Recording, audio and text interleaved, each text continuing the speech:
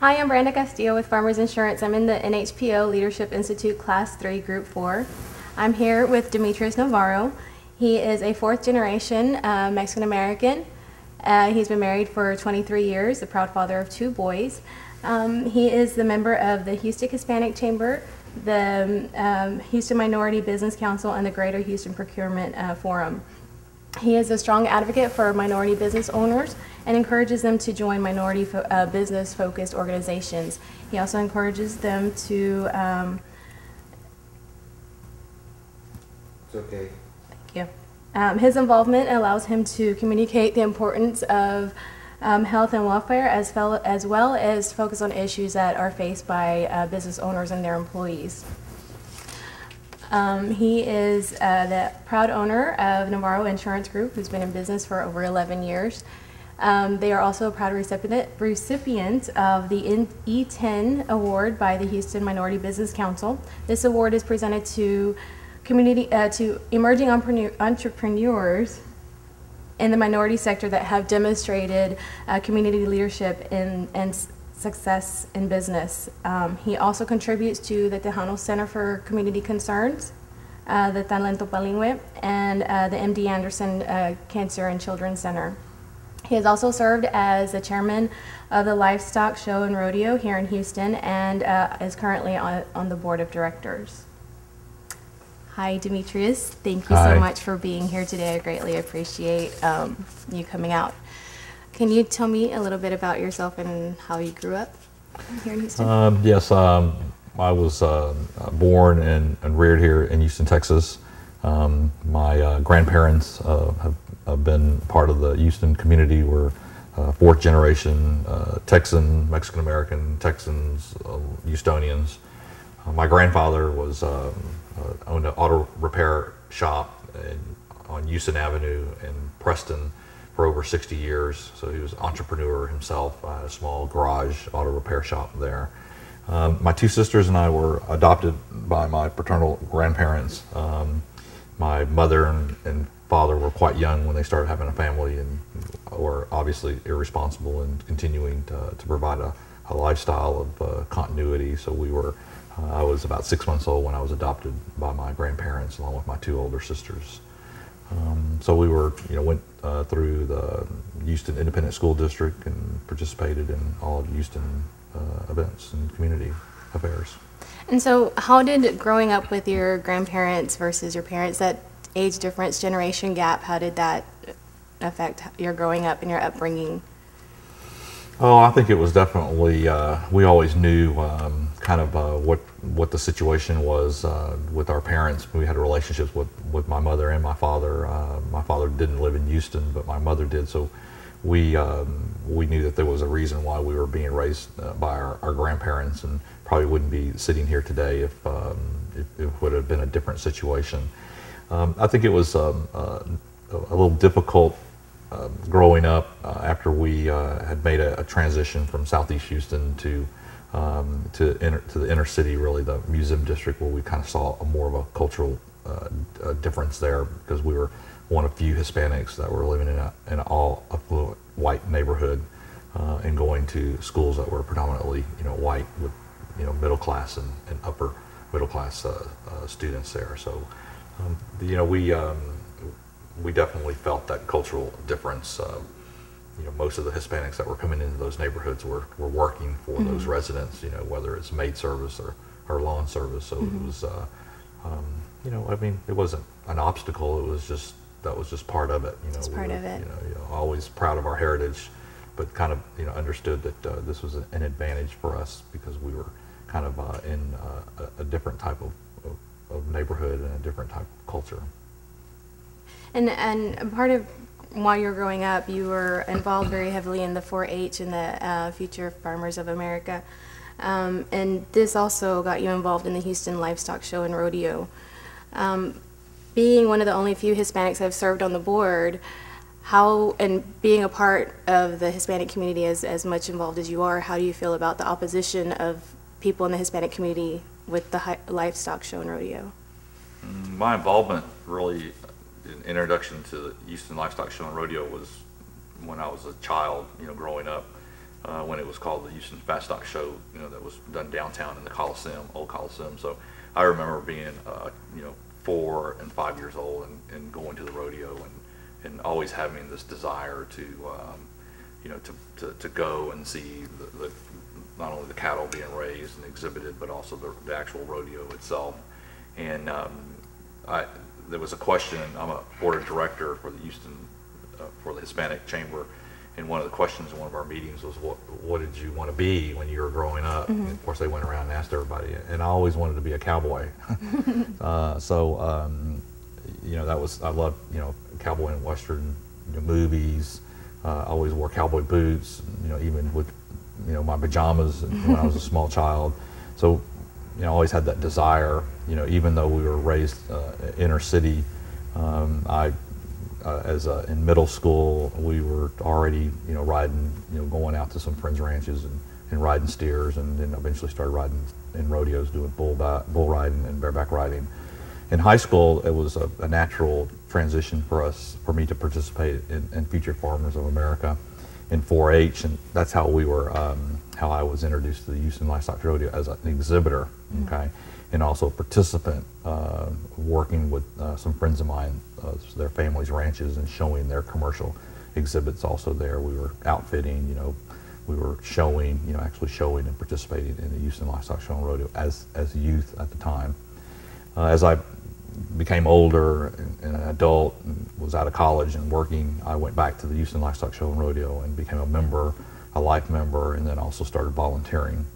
I've spent over 25 years as a volunteer for the Houston Livestock Show and Rodeo in what's called the Livestock Committee, where all of the 4-H and FFA exhibitors perform over a 21-day period. So I kind of went back to the Houston Livestock Show and Rodeo as a volunteer more in the livestock raising of steers and lambs and goats and poultry and also pigs. As I was in high school, I raised a steer and two lambs. I had a reserve grand champion and grand champion lambs. So being an FFA was like being in business for yourself. We had to keep logs, records of our time, of our expenses, feed. We had to find locations to where our animals were going to be raised. I went to Lamar High School, so it's pretty much we would call it inner city school, so that there wasn't rural areas for us to have our animals. So we found a landowner and negotiated, asked them to let us keep our steers there. So we have pictures of us walking 4 steers down Westheimer in front of St. Luke's Episcopal Church and St. John's in front of our high school. So those are great experiences and a lot of fun. For me, for the Houston Livestock Show Rodeo, it's a family. I never really thought about participating in the Houston Livestock Show and Rodeo and only being one of only a few Hispanics. They've always had the Tejano Committee that's very involved, that raises money for scholarships and does a lot of fundraising, but it's never been a part of my participation in the rodeo. It's really been on the livestock side. The opposition, your question for me is the opposition is very few. There's only a handful of people that I see that maybe are opposing or that have maybe some questions about the Houston Livestock Show and Rodeo and what they're doing, but the show itself has a lot to do with giving back to our community. There's lots of money that's during that 3-week period that our city gets a benefit from, and to see all the exhibitors, to see an 8-year-old showing a lamb and spending time raising that is really kind of what it's about, or the folks that are getting scholarships, the young adults that are getting scholarships to go to college. I just finished doing a scholarship review panel where we looked over 100 applications, over 4,000 applications come to the Houston Livestock Show and Rodeo, and some of them will pretty much bring a tear to your eye that what we're doing at the rodeo is all good. When I saw a few years ago a demonstration boycotting the rodeo, it was a handful of people. There's 145,000 people in the stadium along in the grounds. They're all Latinos, first, second generation Latinos on Tejano Day. So that doesn't tell me that's a huge opposition. It tells me that the rodeo is doing something good and is focusing on Latinos. To be part of the rodeo, you have to give of your time. Right. Okay. So you have to volunteer, you have to be a member, you have to go out and, you know, give of yourself and your time and your commitment and your money. I never felt slighted or never felt like the rodeo wasn't, you know, I worked hard, and to become a board of director is something that was not given to me. It was something that I worked for. Earned. Yeah. And that's just the way it is, whether you're African American or Asian or Latino. And you know, being part of the Houston Livestock Show and Rodeo is you can. There's all facets of it, and you can get involved and spend as much time and money as you like, you know, and be recognized for that also. Okay. You've been in insurance for over 25 years, and you actually just celebrated your 11th anniversary with Navaro Insurance Group. Congratulations. Well, thank you. You specialize in executive employee benefits with a focus on minority business owners. You advocate very heavily for them. What inspires you to focus on the minority business owners? Well, it hasn't always been. I started in the executive employee benefits insurance profession 25 years ago, and really kind of looked at marketing my services, my professional services, to Hispanic business owners. Unfortunately, 25 years ago, the Hispanic business owner wasn't there. You know, they were either beginning their business and, you know, really weren't as sophisticated about insurance, whether it was workers' comp or general liability, much less life insurance and disability.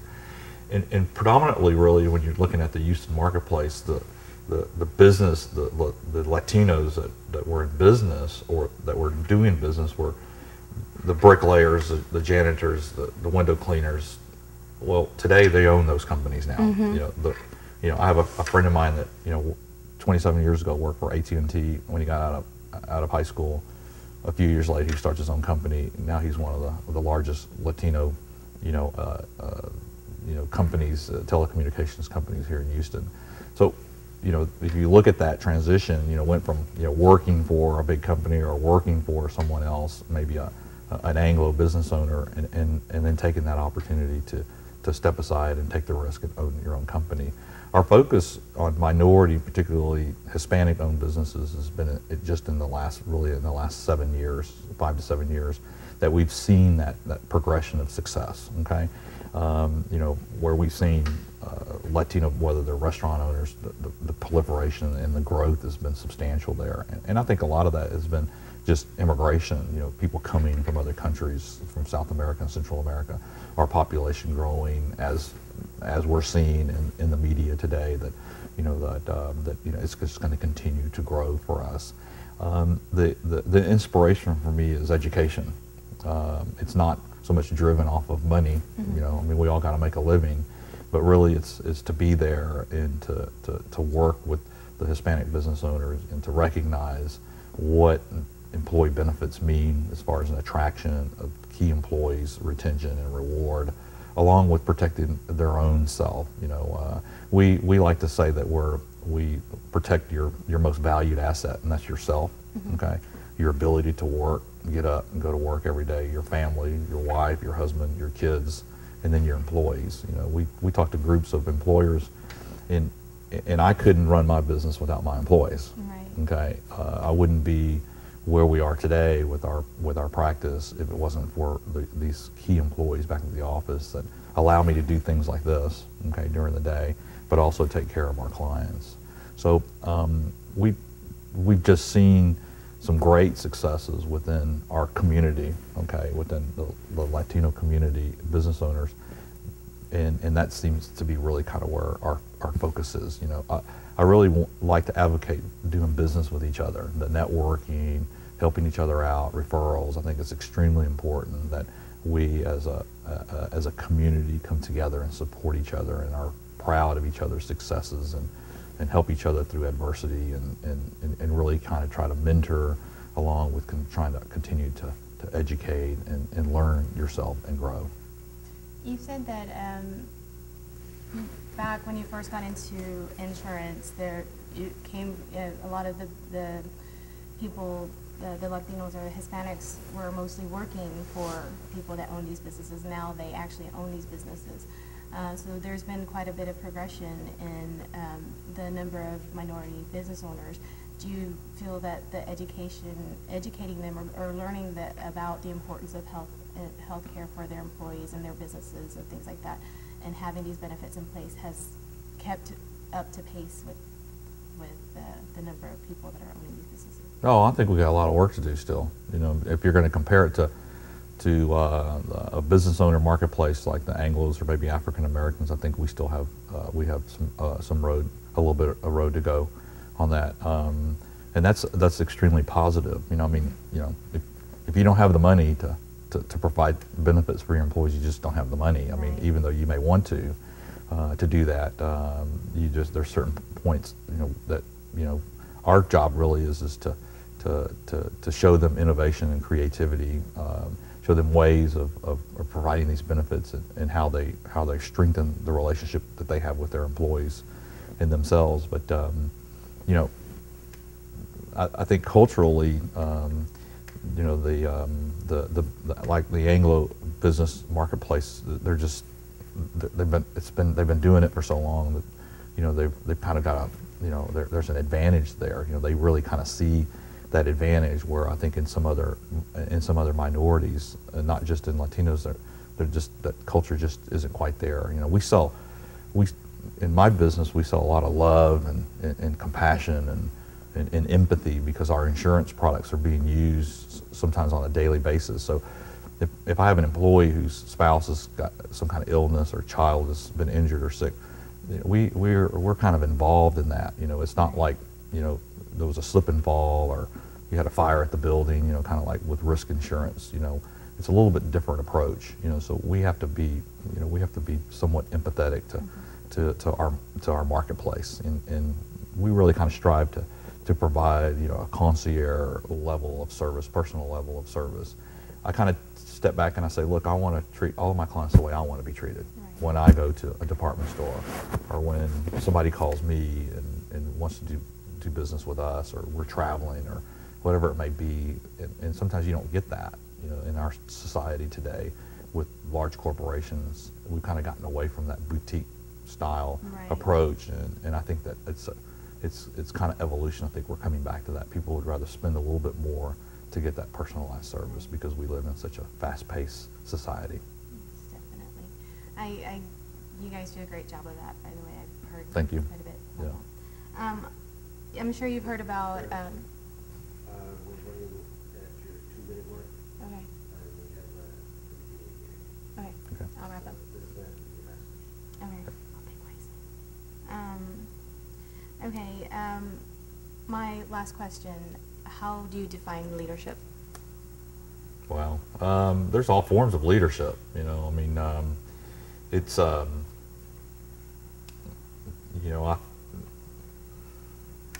you know, leadership is, you know, there's, you know, there's great leaders, you know, and there's great leaders that have been bad leaders too. I think a lot of that is self-worth, you know, and how you look within yourself, that, you know, how you lead yourself and how you lead your life, and the ability to lead others. You know, I mean, you know, I have some great clients that are great leaders, you know, and that have done, you know, extremely well in their life, and they come from, you know, some adversity, and to create, you know, multi-million-dollar corporations, you know, publicly traded companies, and yeah, and to lead, you know, thousands of employees and be successful. I think it's, I don't know, it's pretty impressive, you know. So I don't know. That's a pretty interesting question, really, you know. Well, it looks like we're right about out of time. So thank you so much again for being here. Okay, absolutely. Thank you for your time. Yeah, it's a pleasure. Thank you.